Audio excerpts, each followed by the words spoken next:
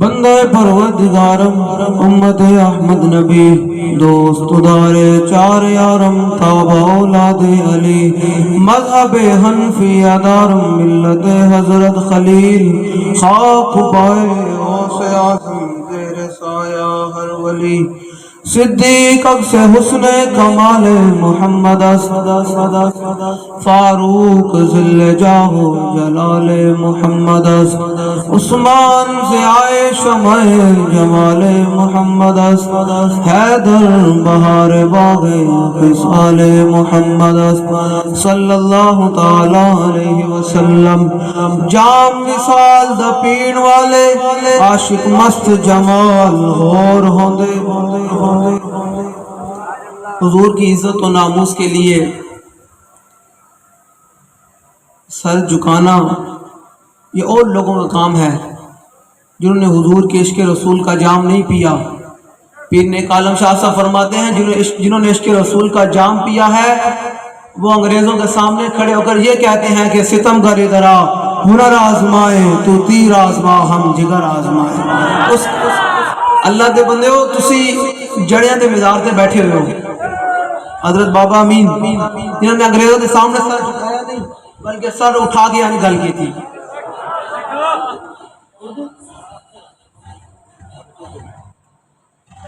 اچھا بابا امین صاحب جو ہے جنہوں نے انگریزوں کے سامنے سر جھکا کر نہیں بلکہ سر اٹھا کر بات کی ہے، اور یہ ہمارے بزرگوں کی ریت رہی ہے کہ جب بھی کفار نے اور ان کے اعلیٰ کاروں نے اسلام پر حملہ کیا تو انہوں نے ستم گر کے سامنے آ کر سر جھکایا نہیں بلکہ سر اٹھا کر بات کی ہے۔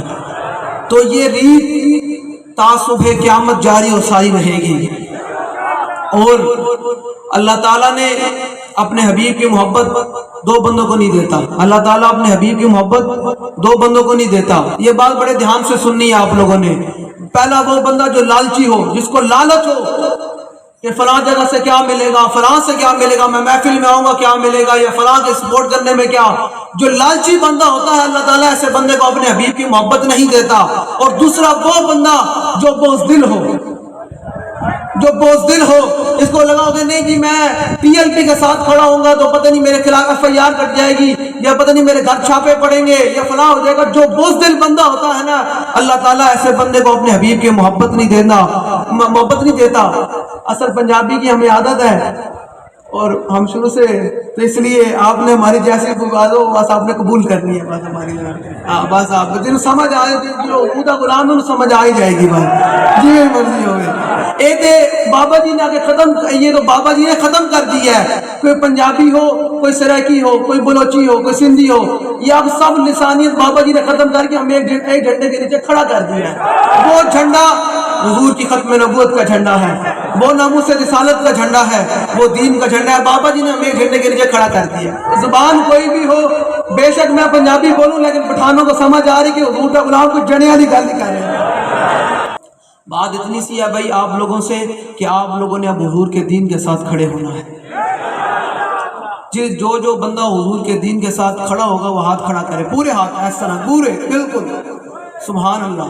یہ دیکھیں آپ کے ہاتھوں سے چمک نکل رہی ہے، سبحان اللہ۔ یہ حضور کے نام کی بات، پورے ہاتھ چک کے بتائیں عالم کفر کو اور جہاں بھی رہنے والوں کو کہ اب 2023 کے اندر ہم لوگوں نے حضور کے دین کے ساتھ وفا کر دی۔